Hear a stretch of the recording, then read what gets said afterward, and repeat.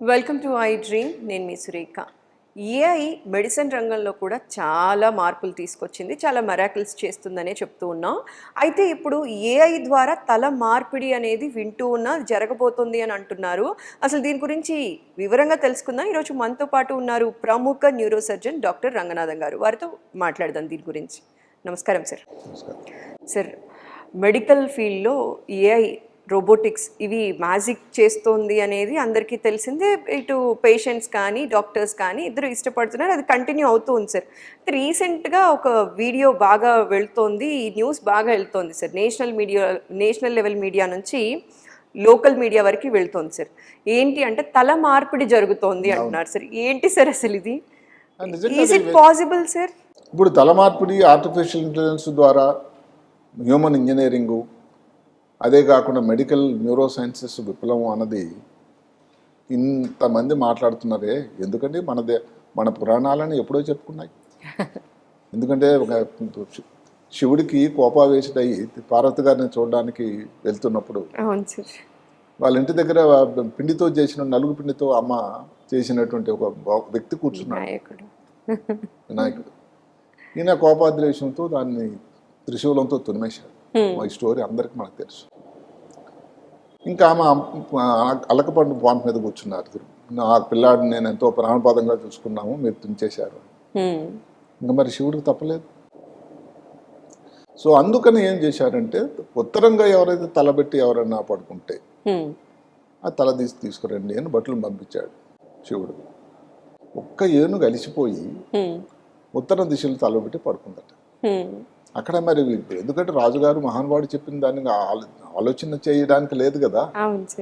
ఆ ఏనుగు తల నుంచి తీసుకురావడం ఈ గణేష్కి ఆ రోజుల్లోనే వారు ఇది అడ్హెసివ్ వాడారో మనకు తెలియదు. తల మార్పిడి జరిగింది, అతికిపోయింది. ఆయన గణనాథుడు అయ్యాడు తర్వాత. కాబట్టి ఇంతకుముందు పురాణాల్లో మనం ఎన్నోసార్లు చెప్పుకుంటూ ఉంటాం. పుష్ప విమానాలు ఉన్నాయి, రావణాసురుడు ప్రయాణం చేసినటువంటి పుష్ప విమానం. ఆ రోజుల్లో ఎందుకు, ఇప్పుడే స్పేస్ షిప్ అంటే ఏంటి, కొత్తది కాదు అని ఎన్నో మనం అలా చెప్పుకున్నాము. సో ఇది అలాంటిది కాబోతుందా? ఇది నిజం పురాణాల్లో చెప్పుకున్న విషయం ఈ రోజున సాకారం కాబోతుందా? మెడికల్ విప్లవానికి అది నాంది ప్రస్తావన జరుగుతుందా చూడాలి. ఇంకొక మాట నిజంగా అందరికీ నేను చెప్తున్నాను ఏంటంటే, నేను 82లో న్యూరో సర్జరీ చేసి ఇప్పటికి 42 సంవత్సరాలు అయింది.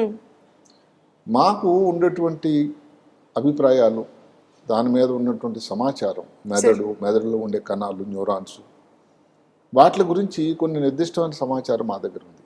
ఉదాహరణకి మెదడు తాలూకా కణాలకి మళ్ళీ ఒకసారి డ్యామేజ్ అయితే దాని తాలూకా మళ్ళీ గ్రోత్ లేదని, మెదడు తాలూకా ట్రాన్స్ప్లాంటేషన్, మెదడుని పురి లోపల ఉండే మెదడుని తీసి చేయడానికి కొన్ని ప్రయత్నాలు జరుగుతున్నాయి. కానీ అది గొప్పగా సక్సెస్ కాల. దానికి కారణం కూడా ఏంటంటే, మెదడుకి ఎక్కువ రోజులు అది బతికి ఉండడానికి అవకాశం లేదు. ఇలాంటి అభిప్రాయాలు ఉన్నాయి. ఇప్పుడు కూడా మేము చెప్తుంటాం, స్ట్రోక్ వచ్చింది, ఒక కాలు చేయ పడిపోయింది, మెదడు లోపల ముఖ్యమైన భాగంలో రక్తం సప్లై తగ్గిపోయింది. ఆ తర్వాత పేషెంట్ ఇంప్రూవ్ కాదు. దానికి మేము చెప్పాల్సి వచ్చింది ఏమిటంటే, మెదడు డ్యామేజ్ అయిందండి ఎడమ పక్కన, అందువల్ల కుడి కాలు కుడి చేయి పని చేయట్లేదు. అది చెప్పడం కష్టం, ఎంత ఇంప్రూవ్ అవుతుంది. ఇప్పుడు ఉన్నటువంటి సైన్సు అది చాలా వరకు పటాపంచలు చేసేటువంటి సమయం ఆసన్నమైందా అని అనిపిస్తుంది. అంటే మారిపోయిందని కాదు, కానీ ఇప్పుడు విప్లవాత్మకమైన ఆలోచనలు వస్తూ ఉన్నాయి. అసలు ఆ వీడియో చూసి షాక్. వాళ్ళు ఎంత గొప్ప సైన్స్ ఆధారంగా చేశారంటే దీన్ని తీసిపడేసం కాదు. అసలు నేను ఆ వీడియో చూస్తే, ఇన్ని సంవత్సరాల అనుభవం న్యూరో సర్జరీ ఉన్న నాకే, ఓహో ఎంత సిస్టమేటిక్ చేశారండి, ఎంత సిస్టమేటిక్ ఆలోచన వీడియో రూపంలో రూపొందించినా కూడా. అంటే రేపు వాళ్ళు చేయబోయేటువంటి వివరాలు, సర్జరీ టైంలో మేము ఎలాగైతే చర్మాన్ని కట్ చేసి తర్వాత కండరాలన్నీ పక్కకు చేసి, లేకపోతే మెదడు లోపలికి వెళ్ళి ఎలాగైతే చేస్తామో, ప్రతి విషయం ప్రతి అంశం అంత క్షుణ్ణంగా ఒక పద్ధతి ప్రకారం, ఒక ప్లాన్ ప్రకారం జరిగింది. అదే కానీ అనుకున్నట్టుగా అది ఎగ్జిక్యూషన్ కానీ జరిగితే అది మరి మానవాళికి ఎంత ఉపయోగం అండి. వివరాల కోసం వెళ్తే, ఇది 3 రోజుల క్రితం వచ్చిన వీడియో. ఈ పర్టికులర్గా ఇది చేసినటువంటి సంస్థ బ్రెయిన్ బ్రిడ్జ్, ఒక స్టార్టప్ అమెరికా. న్యూరాల్ లింక్ అని మనం ఇంతకుముందు మన ఛానల్లో కూడా వీడియో చేసుకున్నాం. బ్రెయిన్లో చిప్ పెట్టారు జనవరి. అసలు 2024 సంవత్సరం మెదడు దాని తాలూకా రోగాలకి ఇబ్బందులకి విప్లవాత్మకమైన సంవత్సరంగా రాబోతుందా అని నాకు అనిపిస్తుంది. జనవరిలో న్యూరాలింక్ మాట్లాడినప్పుడు చాలామంది నేసేయర్స్ అని ఉంటారు ప్రతిదానికి. లేదండి ఇది ఎక్కడ జరుగుద్దంటే, ఓకే. మరి ఆ ఎలాంటి మస్క్ అనే వ్యక్తి మరి తయారు చేశారు. ఆ వ్యక్తి మొన్న కొన్ని రోజుల క్రితం ఆ వ్యక్తితో డైరెక్ట్గా వీడియో రూపంలో మాట్లాడించడం, నేను చేతులు వాడగలుగుతుంది. మధ్యలో ఇబ్బందులు వచ్చాయి సుమా. ఇవన్నీ సైన్స్ ప్రయోగాలు. సైన్స్ ఫిక్షన్ అన్న మాట పోతూ పోతూ సైన్స్ నిజం కాబోతుంది అనేటువంటి సమయం ఆసన్నమైంది. ఓకే. ఈ బ్రెయిన్ బ్రిడ్జ్ కూడా వ్యక్తి ఎవరు 34 సంవత్సరాలకు పూర్తి కాలేదండి. ఏమేనని ఒక చాలా వెనుకబడిన దేశం. ఎప్పుడు యుద్ధమే అక్కడ అసలు ఆరం మాట్లాడతారు వాళ్ళు. అలాంటి వ్యక్తి ఈ రోజున ఈ బ్రెయిన్ బ్రిడ్జ్ది అది రూపొందించడానికి రూపకర్త అయ్యాడంటే ఎంత కష్టం చేసి ఉండాలి. ఇది నిజంగా అందరికీ ఒక ముందు స్ఫూర్తిదాయకం అవుతుంది. అదేగా నిజమైతే. ఇందులో చేసిందల్లా ఏమిటంటే హ్యూమన్ ఇంజనీరింగ్ అని ఇప్పుడు ఇంజనీరింగ్లో అది వస్తుంది. ఇప్పుడు okay. Civil engineering, mechanical, software తగ్గిపోయి ఆర్టిఫిషియల్ ఇంటెలిజెన్స్ సరే ఇప్పుడు మోస్ట్ సార్ట్ ఆఫ్టర్ అందరికీ ఇప్పుడు ఎవరైతే పిల్లలు చేరుతున్నారో ఆర్టిఫిషియల్ ఇంటెలిజెన్స్ అనేది సబ్జెక్ట్ అయిపోయింది. ఆ తర్వాత దాంట్లో ఇంకా హ్యూమన్ ఇంజనీరింగ్, న్యూరో సైన్సెస్ సరే ఆర్టిఫిషియల్ ఇంటెలిజెన్స్, మాలిక్యులర్ ఇమేజింగ్, పెద్ద పెద్ద మాటలు ఇవన్నీ ఇప్పుడు విననివే. మాలిక్యులర్ ఇమేజింగ్ ఇమేజింగ్ అన్నది ఎంఆర్ఐలోనే ఇంత మారింది. ఇందులో మాలిక్యులర్ ఇమేజ్, ఇలాంటి మేలు కలయికతో ఇది మేము చేస్తాము అని ఈ వ్యక్తి ఒక వీడియో పెట్టడం జరిగింది. అందులో జరిగింది ఏమిటి, ఒక చనిపోయిన బ్రెయిన్ డెడ్ వ్యక్తి తాలూకా తల తీసి ఎవరికైతే మెదడు లోపల పార్కిన్సన్ వ్యాధి, లేకపోతే ఆల్జిమర్స్ వ్యాధి, బ్రెయిన్లో ట్యూమరు, బ్రెయిన్లో ఈ ఇన్ఫెక్షన్ లాంటివి ప్రమాదకరమైన వ్యాధులు ఎవరైతే వచ్చాయో దానికి నిజానికి వైద్యం పెద్ద లేదో అలాంటి వాళ్ళకి ఈ ఆరోగ్యవంతుడైనటువంటి వ్యక్తి ఎవరైతే ప్రమాదవశాత్తు యాక్సిడెంట్ అయింది, బ్రెయిన్ డెడ్ అయిపోయారు, ఆ మెదడు తీసుకెళ్లి ఈ ఇబ్బందితో బాధపడుతున్న వ్యక్తి తాలూకా మెదడుకి అమర్స్తే ఎంత బాగుంటుంది. వినడానికి ఎలాగైతే చాలా శరీరం గగుర్పాటు అవుతుందో చూడడానికి కూడా అలాగే ఉంటుంది. అయితే ఆ ప్లాన్ ఇందాక చెప్పినట్టుగా ఎలా ఉంది, దానికి ఒక పద్ధతి, రెండు సైమిల్టేనియస్గా ఒక చోట జరుగుతూ ఉండాలి. రెండింటి సర్జికల్ రోబోస్, బాగా వెల్ ట్రైన్డ్ సర్జికల్ రోబోస్ పనిచేస్తాయి. ఒక తల తీసి అక్కడి నుంచి పెట్టడం, తీసేటప్పుడు అన్ని చక్కగా చర్మం నుంచి కండరాలు, రక్తనాళాలు ఉంటాయి, కెరటిడ్ ఆర్టరీస్ అని, లోపల వెర్టిబుల్ ఆర్టరీస్ అని, లేకపోతే జూగులర్ వీన్స్ అని రక్తం సప్లై చేసేటువంటి చెడు రక్తం తీసుకెళ్లేవి, మంచి రక్తం తీసుకెళ్ళి వీటన్నింటిని నెమ్మదిగా విడదీసి ఈ ఎవరైతే బ్రెయిన్ డెడ్ వ్యక్తి తాలూకా రక్తనాళాన్ని తీసుకెళ్లి అక్కడ పెట్టడం. అక్కడతో అయిపోతుందా? కాదు. ఇప్పుడు వెళ్ళిన తర్వాత కానీ కొన్నాళ్ళకి టైం పడుతుంది కదా అతుక్కోవడానికి, డ్యామేజ్ అయిపోతుందేమో. దానికి ఒక రకమైన ప్లాస్మా తయారు చేయాలి మళ్ళీ. ఆ ప్లాస్మా వాళ్ళది పేటెంటెడ్ ప్లాస్మా, అది దాన్ని ఇంజెక్ట్ చేయాలి రెండు బాడీస్ లోపలికి. అలా ఇంజెక్ట్ చేస్తే రక్తనాళాలు బ్లాక్ కాకుండా ఉంటాయంట. ఆ తర్వాత ఈ రెండు తల ఇటు నుంచి మొండెం తీసి అక్కడ మొండెం మీద పెడితే అతుక్కోవాలిగా. దానికోసం ఒక ఫెవికాల్ లాంటిది, ఒక స్పెషల్ పాలిఎథిలిన్ గ్లైకాల్ నుంచి ఒక స్పెషల్ సొల్యూషన్, ఏది అడ్హెసివ్ స్టిక్కర్ లాంటిది అతుక్కుంటుంది. అతుక్కున్న తర్వాత మరి డ్యామేజ్ కాకుండా ఉండడానికి ఏమిటి, రిజెక్షన్ అని ఒకటి ఉంటుంది శరీరంలో. ఇప్పుడు ట్రాన్స్ప్లాంట్స్ అని మూత్రపిండాలు మార్చారు, లివర్ మార్చారు, దానిలో ఇమ్యూనా సిస్టమ్ అని ఒకటి ఉంటుంది శరీరంలో, రోగ నిరోధక వ్యవస్థ. ఈ రోగ నిరోధక వ్యవస్థ వ్యక్తికి సహాయం చేయడానికి పోలీస్ మ్యాన్ లాంటిది. ఇప్పుడు కంచే చేను వేస్తే ఏమవుతుంది, కోవిడ్ టైంలో అదే జరిగింది. ఇలాంటి అవయవ మార్పిడి, ఈ తల మార్పిడి జరిగినప్పుడు ఇమ్యూనిటీ సిస్టమ్ నెగిటివ్ గా పనిచేసేటువంటి ప్రమాదం ఉంది. దాన్ని రాకుండా ఉండడానికి ముందు జాగ్రత్తగా కొన్ని మందులు ఇవ్వాలి. ఫోన్ అంతా సెటిల్ అయింది, తర్వాత చర్మం కట్ చేసి పెట్టారు, ఫేస్ అంతా మారిపోయింది, మరి అక్కడ ముడతలు రాకూడదు. ఇంత చేసే దానిలో సరిగ్గా లేకపోతే ఎట్లాగండి. ముఖ కవలికలు చక్కగా ఉండాలి, దానికోసం ఒక స్ప్రే ఉంటుందట. అంటే ఎంత పద్ధతి. ఇదంతా జరిగిన తర్వాత ముందు ముఖ్యంగా ఏంటంటే గాలి తీసుకోవాలి వ్యక్తి వెళ్ళేటప్పుడు. ముందు రంధ్రం, ఇక్కడ విండ్ పైప్ లో ఒక రంధ్రం చేసి ట్రకాస్టమీ, అంటే ఈ ప్రక్రియ జరుగుతున్నప్పుడు కూడా గాలి శ్వాస జరుగుతూ ఉండాలి, రక్త ప్రసరణ జరుగుతూ ఉండాలి. ఆ తర్వాత 4 వారాలు అందరి ఎక్స్పర్ట్స్ అందరి పర్యవేక్షణలో అక్కడ ల్యాబ్లో ఉండాలి. ఇది నాకైతే అనిపిస్తుంది అది సాధ్యము అని. అయితే వాళ్ళు ఇప్పుడేదో రేపొద్దు చెప్పడం ఇలాంటి మాస్క్ లాగా ఆయనకి నా ప్రకారం ఒక పెద్ద కాంపిటేటర్ అయితే వచ్చాడు. మామూలుగా ఏంటంటే ఒక సైన్స్ మేధావి, ఒక ఎక్సెంట్రిక్ అని అంటాం ఇలాంటి మస్క్.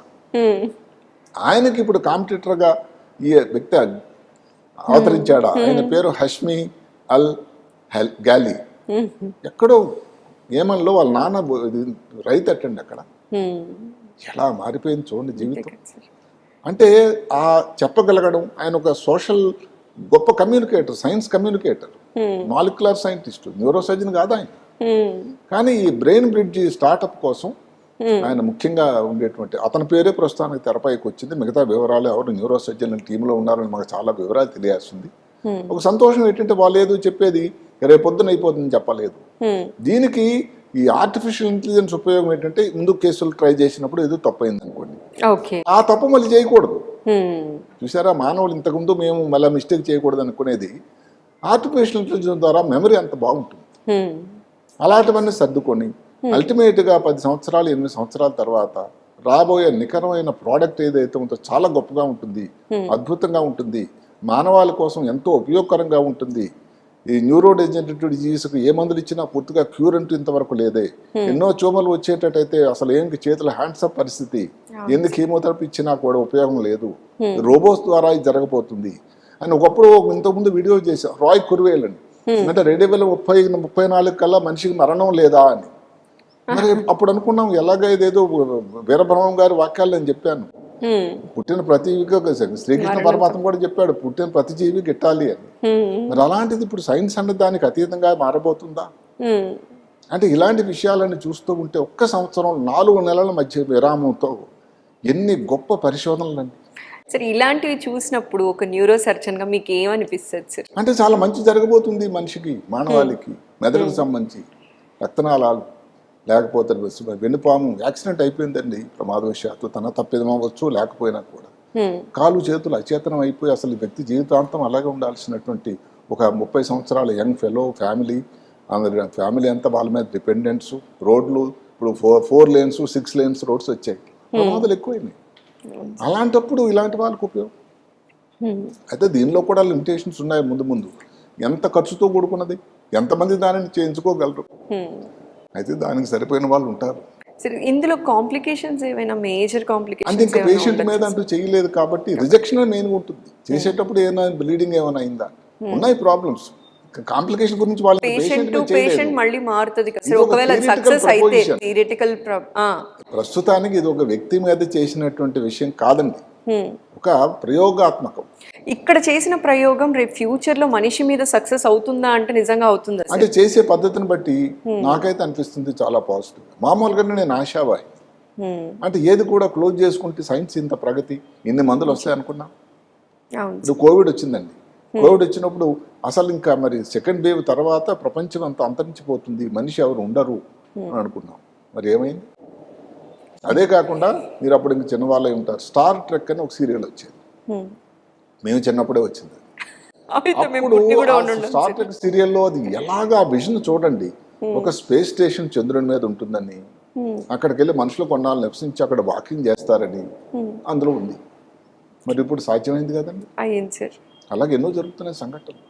సో సైన్స్కి ఇప్పుడు ఒక లిమిట్ లేదు, ఇంకా అసలు హద్దులు లేవు, ఎల్లలు లేవు. అది ఎంత అందులో ఇలాంటి ఆర్టిఫిషియల్ ఇంటెలిజెన్స్ లాంటి గొప్ప సాధనాల ఉపయోగంలోకి వచ్చి మిస్టేక్లు అనేది రిపీటెడ్గా చేయడానికి ఆస్కారం లేదు. ఎందుకంటే మెషిన్ సరిదిద్దేస్తుంది, అబ్బాయి నువ్వు తప్పు చేసా మళ్ళీ చేయొద్దు ఆ స్టెప్కి వెళ్ళగలనా.